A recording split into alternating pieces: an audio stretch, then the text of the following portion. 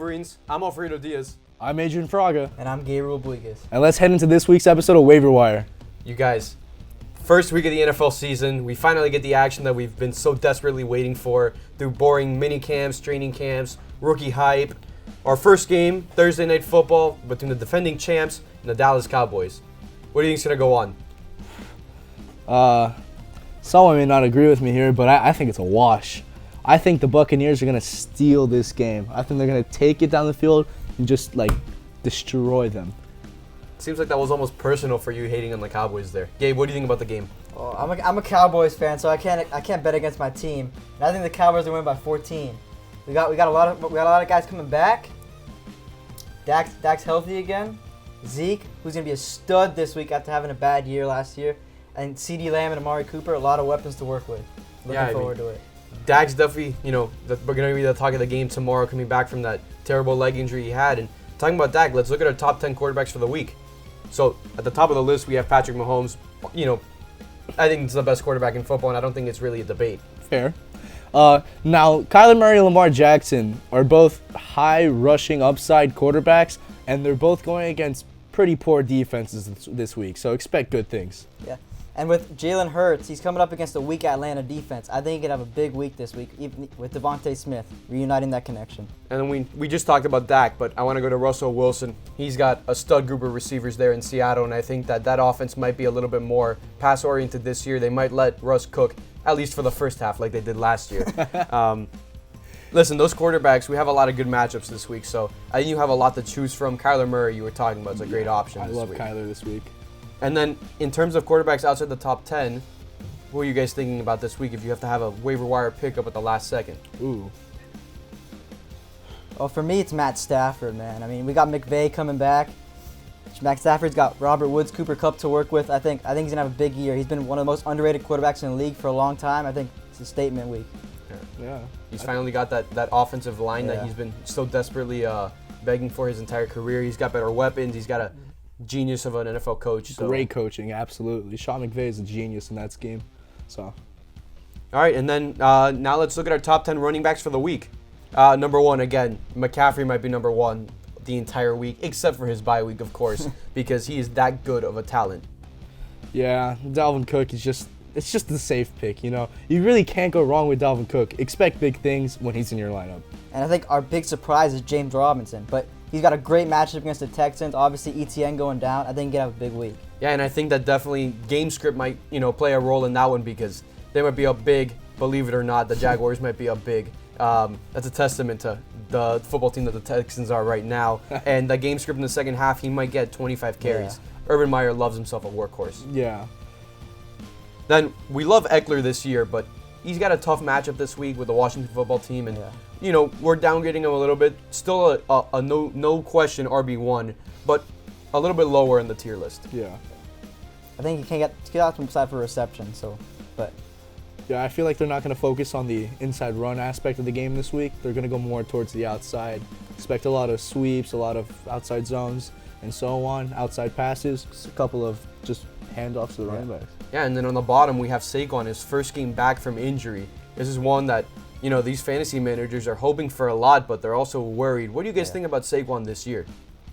Personally, I think Saquon's a risky pick. But don't get me wrong, he has the talent. Talent-wise, I believe he's a top 3 running back when healthy. And if he stays healthy, he will produce. He will be that top 3 running back this year. Personally, that's what I believe. I like to agree with Frog here. Saquon's a super talent when he's on the field. He's obviously come back from an ACL injury, and his O-line's not the best. But Saquon, we saw it at Penn State, and we've seen it throughout his rookie and sophomore season. He can do big things when he's healthy. Yeah, and I think the other important part about Saquon is the fact that he's the center point of that offense. Right? Yeah. His backup is Devontae Booker, and at the end of the day, he's going to get touches, both handoffs and a lot of targets in the passing game. But, let's talk about our passing game. Let's look at our top 10 wide receivers for the week. Listen, the top 5 receivers have awesome matchups this week, and it was tough for us to rank them because at the end of the day, Calvin Ridley against a terrible Eagles secondary could very well finish as the wide receiver 1 for the week. Yeah. DeAndre Hopkins plays the Titans. The Titans got rid of Adoree Jackson, their starting cornerback this offseason, so expect a lot of big things from DeAndre Hopkins this year. I expect a lot of open catches for him. As well as like you said with Calvin Ridley, awesome. And I think Devontae Adams. Aaron Rodgers, he wants to make a statement after that long offseason. I think him and Adams are going to make a great duo throughout the season like they were last season. And I think that Stephon Diggs there in the middle. You might think that Stephon Diggs at 4 is a little low because that Pittsburgh defense, you think of it as an awesome defense, but their secondary is not as good as it once was. So I think that Stephon Diggs could really be a target hog this game and really be able to kind of dominate his team's target share. Yeah. I also really like A.J. Brown this week against that poor Cardinals secondary. The only notable player on that Cardinals secondary is honestly Budda Baker, who, for the most part, is not going to be covering A.J. Brown. So yeah, for the most part, he's really a box safety, kind of almost a Jamal Adams type. Another big guy outside the top 10, CeeDee Lamb. Watch out for him on Thursday night. I'm telling you guys. I wonder why Gabe likes Cowboys so much. I don't know. It seems like he likes Dak Prescott, CeeDee Lamb, and Amari Cooper this week. Seems a bit unhealthy. A little bit. And then outside the top 10, I also obviously like Deontay Johnson this week. Yeah. But we like guys like Tyler Lockett against not a great defense that they're going up against, and I think that he could be good at working out of the slot. We have DK Metcalf top 10.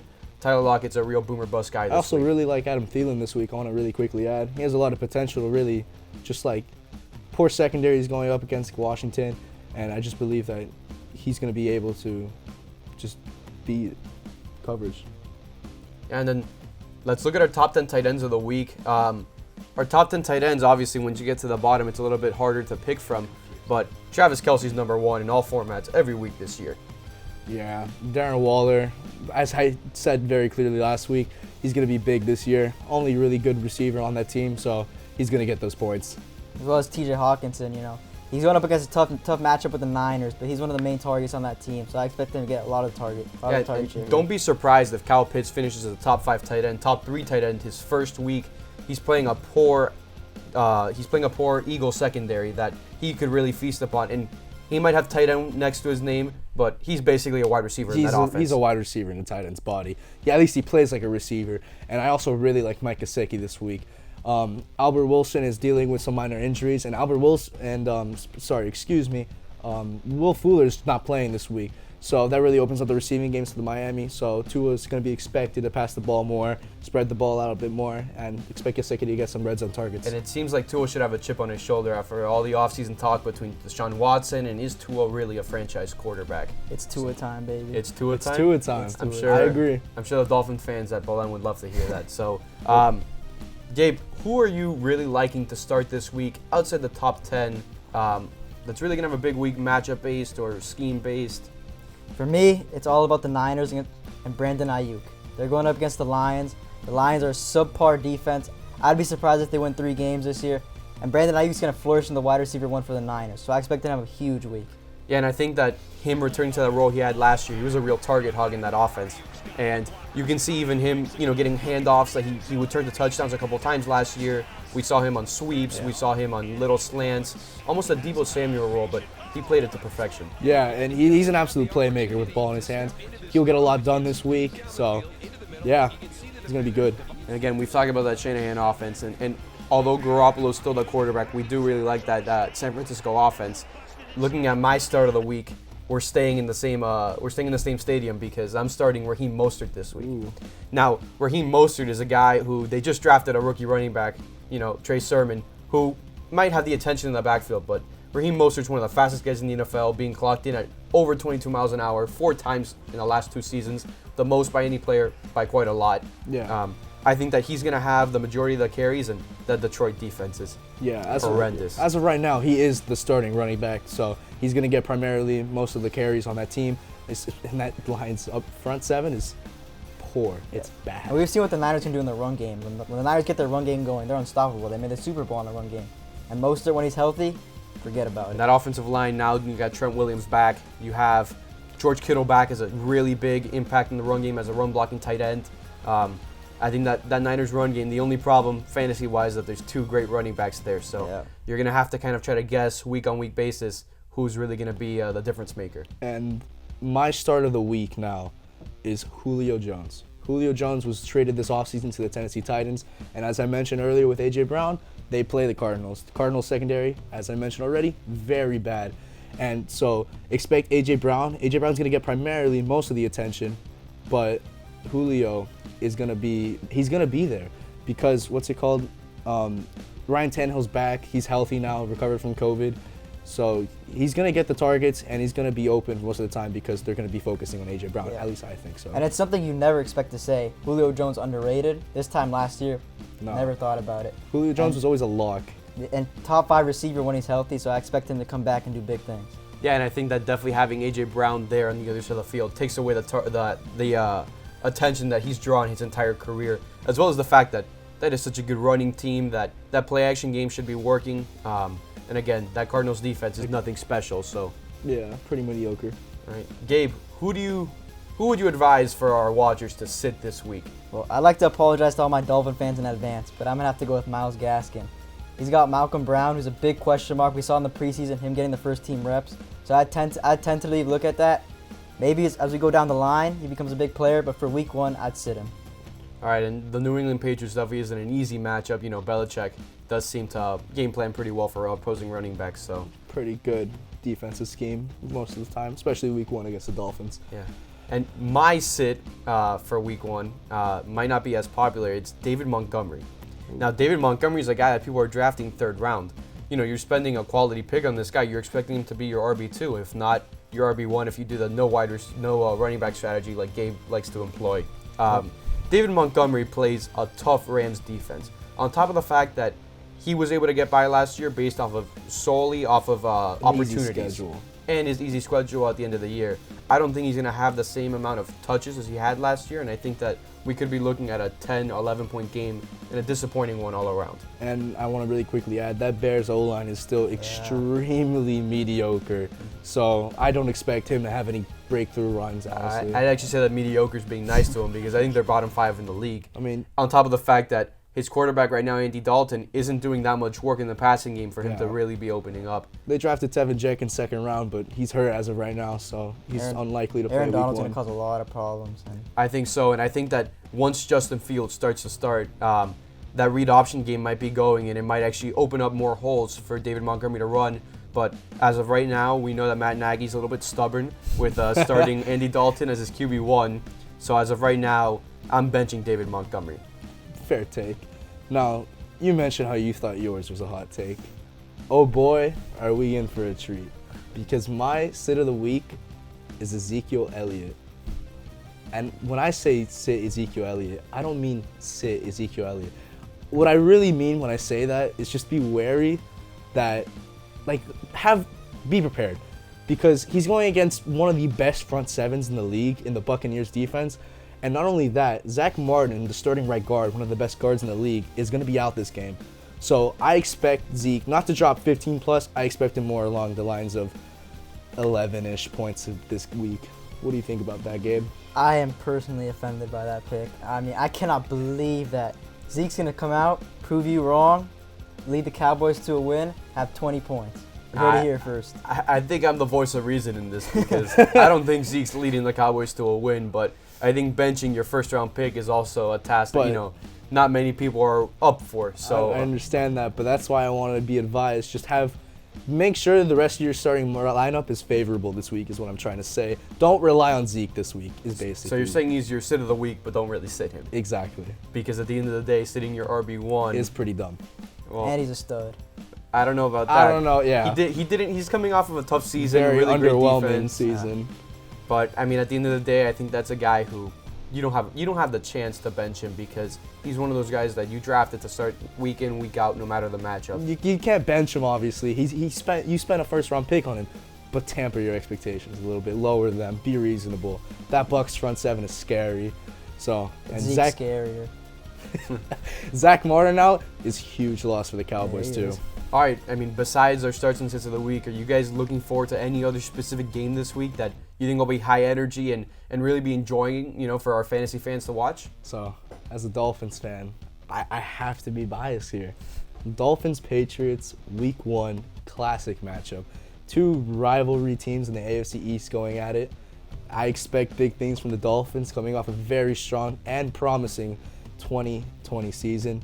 So I'm hoping Tua can step in, he can be that guy, and he can deliver, and he can take us to the postseason. Gabe, what about you? What matchup are you really looking forward to I watch? personally love the Cardinals and Titans. If you're an offense fan like me, you're going to see a lot of points in that game. and you're gonna see two really good quarterbacks duking it out, two stud receivers duking it out. I think it'll be a fun matchup. 3 to watch. stud receivers.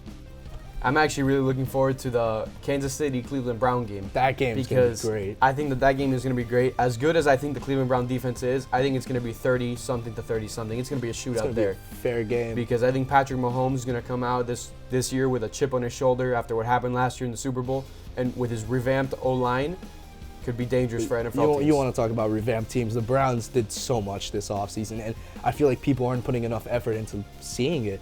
They drafted Greg Newsome. They brought in John Johnson in free agency, along with Jadeveon Clowney. And they also drafted Jeremiah Owusu-Koramoah, one of my favorite prospects this last year's draft, and they got him in the second round.